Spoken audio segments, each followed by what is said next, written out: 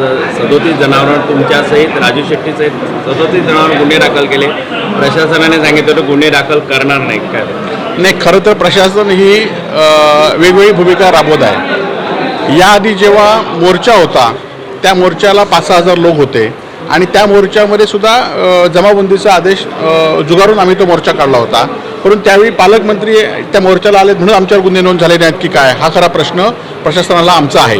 त्याचबरोबर काल आम्ही शांततेत आंदोलन केलं होतं आणि ते आंदोलन केल्यानंतर आम्ही रस्ता रोकोनंतर आम्ही चालत जाऊन आम्ही जिल्हाधिकारी आम्हाला वाटेत भेटल्या आणि जिल्हाधिकाऱ्यांना भेटण्यासाठी आमचं आंदोलन थांबण्यासाठी पहिली आमची मागणी त्या व्यापाऱ्यांची काय होती, बागायतदारांची, की कोणावर गुन्हे नोंद होणार नाहीत.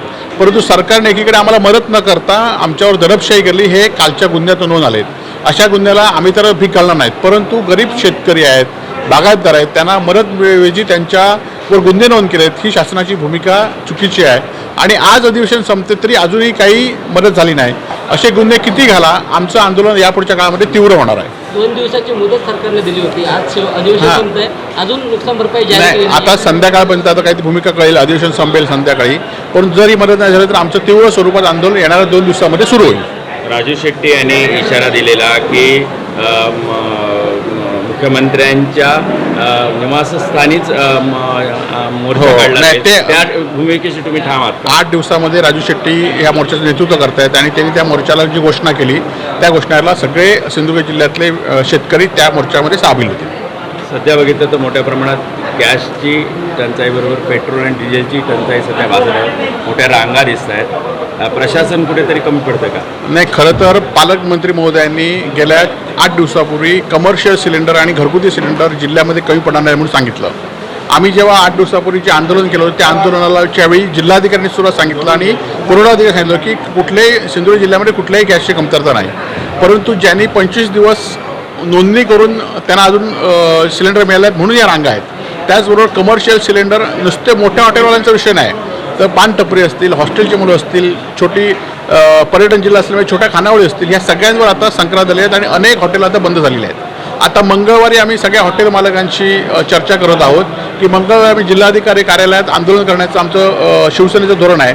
जर सर्वपक्षीय झालं तर आम्ही त्या आंदोलन सभा केलं तर आमचं शिवसेनेचं आंदोलन बुधवारी जिल्हाधिकारी कार्यालयावर असणार आहे. बंधू खरातबद्दल सध्या मोठी चर्चा आहे.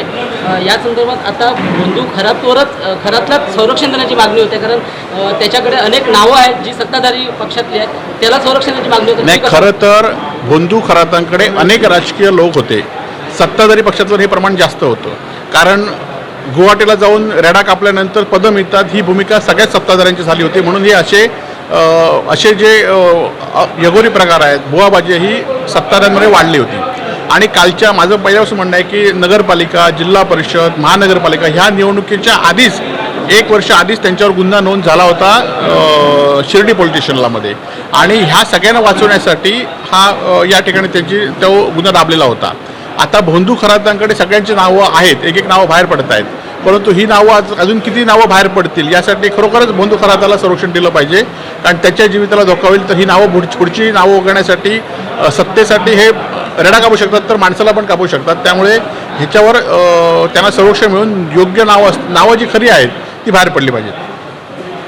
पनवेल, नवी मुंबई आणि रायगड जिल्ह्यातील ताज्या बातम्या आणि नवीन घडामोडी पाहण्यासाठी सबस्क्राईब करा कोकण संध्या न्यूज.